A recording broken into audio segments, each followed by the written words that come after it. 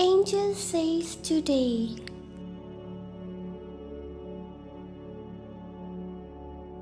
can we talk?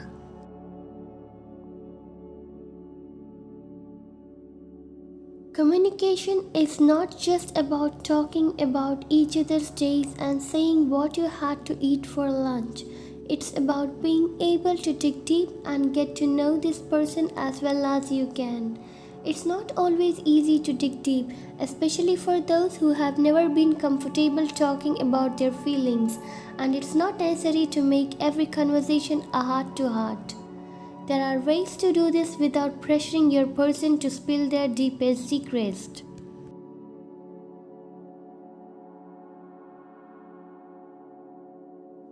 For example, instead of asking yes or no questions like did they have a good day, try asking more open-ended questions like how was their day? Yes, they may respond with a brief non-answer, good, fine, the same. But asking open-ended questions gives them an opportunity to share more if they choose to. Keep in mind that not everyone opens up very easily. Be patient with your partner if they are not sharing all the time.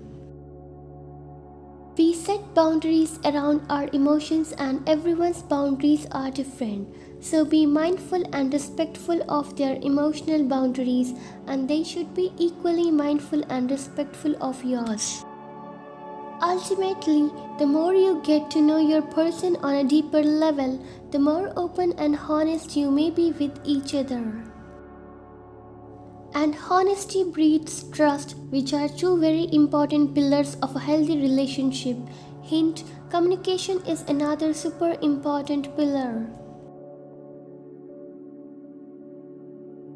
If your partner says their day was fine but their tone sounds irritated, upset or angry, then there may be something else that they are feeling but not yet ready to communicate.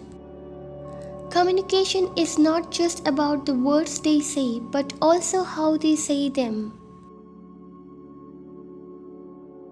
Their tone and their attitude give away a lot more than just the words coming out of their mouth, and it's honestly a skill to be able to pick up on those non-verbal cues.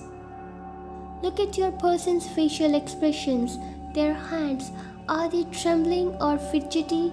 Their body language, are they making eye contact?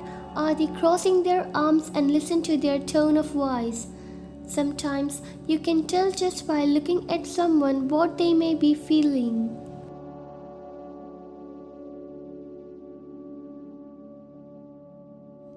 It's not always easy to do this, and let's face it, as much as they want to be mind readers, they aren't and shouldn't have to be. So if you're not sure what your partner is feeling, ask them. If you're the one holding things and expecting your partner to read your mind, take a moment to appreciate the fact that your partner is making an effort by asking you what's going on rather than ignoring the problem. Do your best to let them know how you are feeling when you are ready to open up about it. It's not healthy to say you're okay when you're not and then get mad at your partner for not figuring it out. Be honest about how you feel to the best of your ability and try to express it in a healthy way before it gets to the point where it blows up and someone says something they regret. Being direct is always better than being passive-aggressive.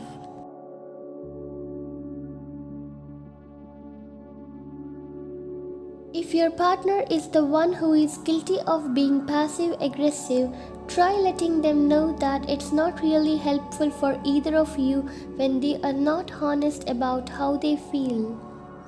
Of course, it's awesome when they know each other so well that they can practically read each other's thoughts and know exactly what to say in the right moments, but they are human and they may make mistakes sometimes or miss cues that seem obvious to their partner or vice versa.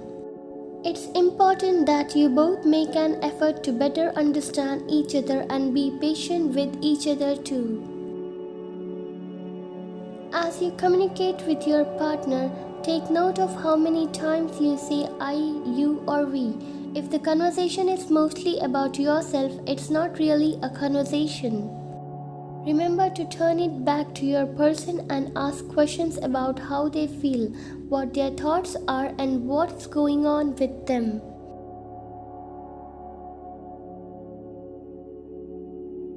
If you find that you are saying you a lot, what's the context?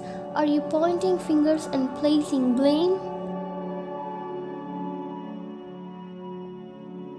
Relationships are about both people and each should have an equal say about things.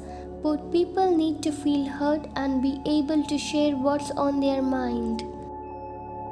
If you feel like your partner is overtaking the conversations and you can't get a word in, it's important to let them know this. They may not be aware that they are dominating the conversation. Conversations are like a tennis match. It should flow naturally back and forth to each person. Your partner and you recently moved in together and you both were warned by practically everyone that it's a make or break situation for couples. They both were nervous, but they both had an arrogant attitude of they both got this. They both have always been great at communicating openly and honestly with each other. They both had no idea how living together would change the way they both had to communicate, but it certainly did. Thanks for watching. Please subscribe. Claim it by typing Amen.